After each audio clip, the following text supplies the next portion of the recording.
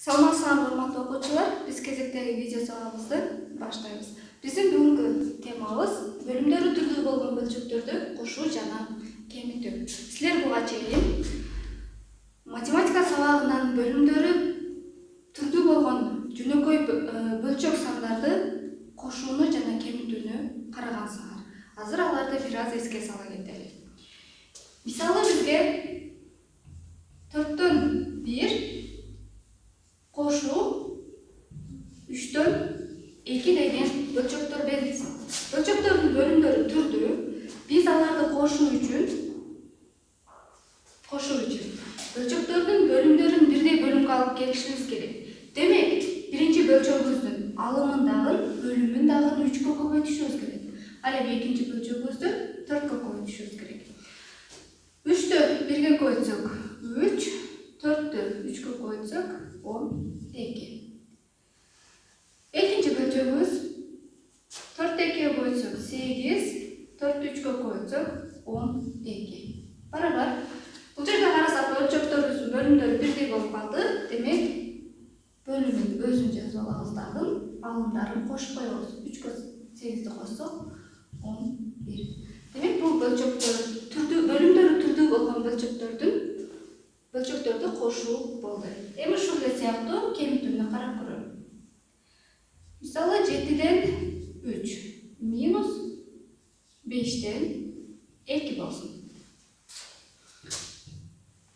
Кайра эле бөлчөктөрүбүздүн бөлүмдөрүн бирдей бөлүмгө келтиришибиз керек. Демек, муну 5ке көбөйтөбүз, а экинчи бөлчөгүбүздү 7ге көбөйтөбүз.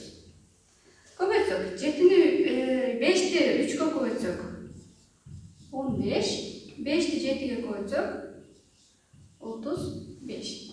Минус кийинки бөлчөгүбүз 7ни 2ге көбөйтсөк 14, 7ни 5ке көбөйтсөк 35. Барабар. Бөлчөктөрүбүздүн бөлүмдөрү бирдей, өзүн жазабыз. Алымдарын кемитебиз. 15тен 14 кемитсек 1 болду. Демек, бул бөлүмдөрү түрдүү болгон жөнөкөй бөлчөктөрдү кемитүү болду. Эми ушунун негизинде биз формуланы келтирип чыгарабыз. Бизге кандайдыр бир А бөлүнгөн Б бөлчөгү берилсин. Ага кошушубуз керек С бөлүнгөн Д бөлчөгү. Анда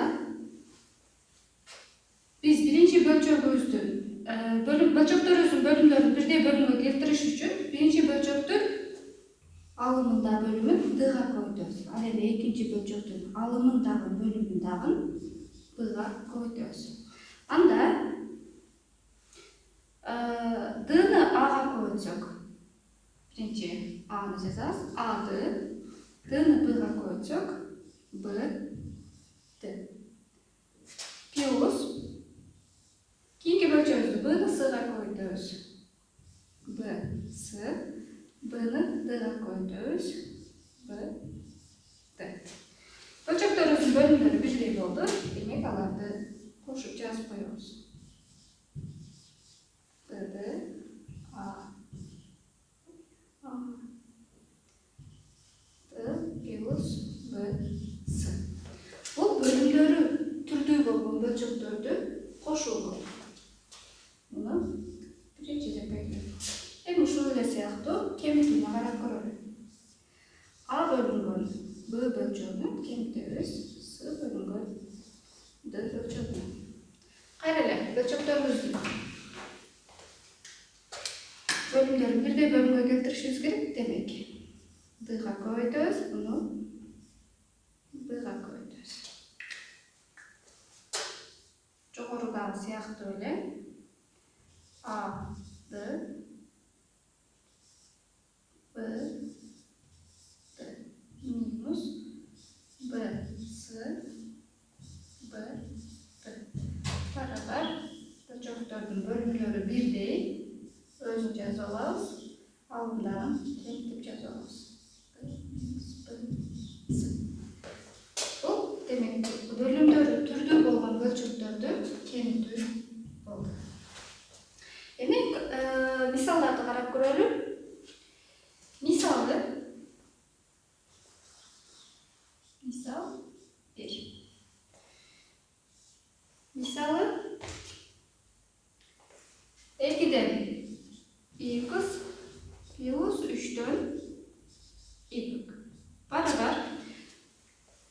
bölümleri ар түрдүү. Demek birinci bölçөгүбүздү бирдей бөлүмгө келтириш үчүн birinci bölçөгүбүздү 3-кө көбөйтөбүз, экинчи bölçөгүбүздү 2-ке көбөйтөбүз. Анда 3 x 3'te 2 koysak 6 plus 2y 2'nin 3'e koysak 6. Bölçeklerin bölümleri birdey oldu. Özünü yazıp alıyoruz. Alımların boşluk yazıp koyuyoruz. 2.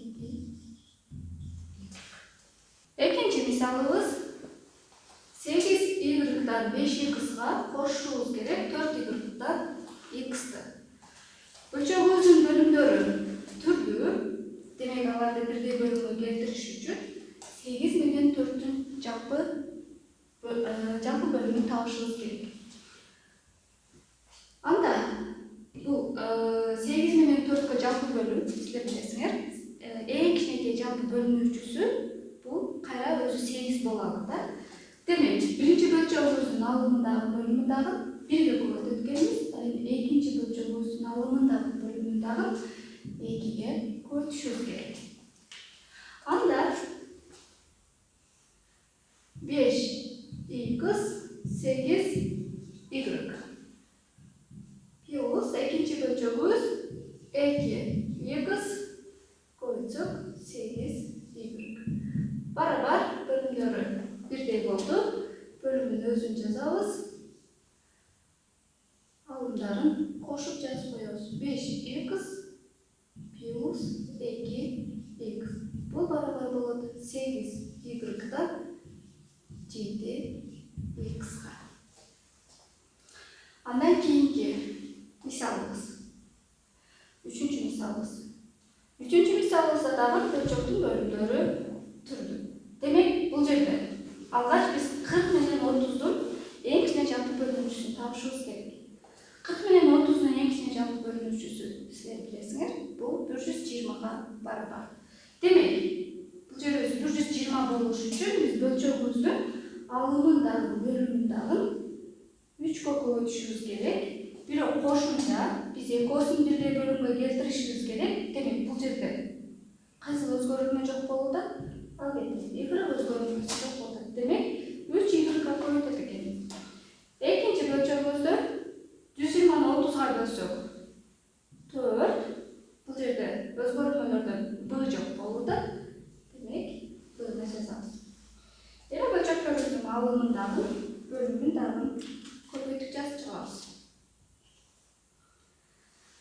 Демек, 3y-ды 8b-га көбөйтсөк 24 b y plus 3y-ды y-га көбөйтсөк бул жерде 3y-ды бул ар бир бөлчөктүн алымынын ар бир мүчөсүнө көбөйтүп жазып чыгабыз.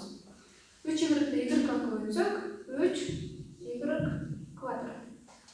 3y-ды 40b-га көбөйтсөк 120b y болот.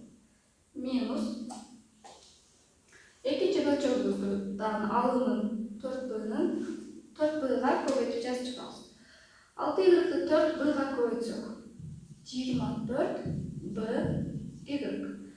4b-ны b-га көбөйтсөк плюс 4b-нын квадраты. 4b-ны 30y-га көбөйтсөк 120b y. Барабар. Бөлчөктөрүбүздүн bölümleri бирдей болду. Демек, алымдарын кеңейтип коюп жетиштүү. 120b y. 24b y плюс 3y квадрат минус. Эми экинчи бөлчөгүбүздүн алымын жазып атканда алдындагы белгиге маани беребиз. Демек, бул жерде минус 24b y болот. Андан кийин плюс 4b квадратыбыз алдында минус менен минус 4b квадрат болот. Барабар бөлчөктүн bölümün өзүн жазабыз. 120b y. Алымын өзгөрмөлөрү окшош мүчөлөрдү топтоштурабыз. Бул жерде 24b y 14 b y. Экөөсү карама каршы белгиде болуп атат. Демек бул экөөсүн жоюштурабыз.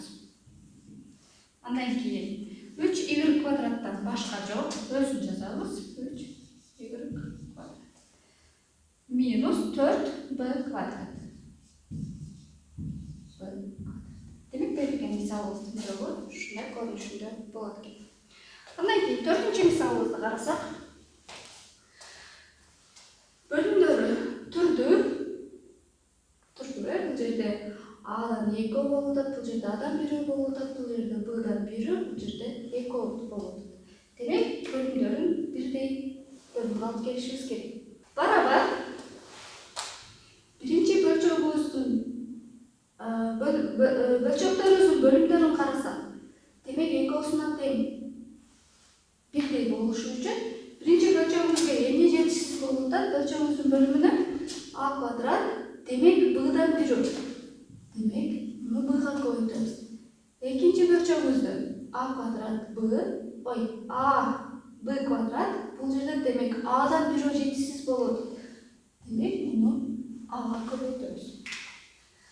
Жазып чыгабыз. Бөлчөктүн алымын B'га көбөйтүп жазып чыгабыз. B'ны 2га көбөйтсөк, 2a b минус B'нын 3b'га көбөйтсөк, минус 3b квадрат. B'ны бөлчөктүн бөлүмүнө көбөйтсөк, анын квадраты өзү B'дан 2 болуп калды, B'нын квадраты.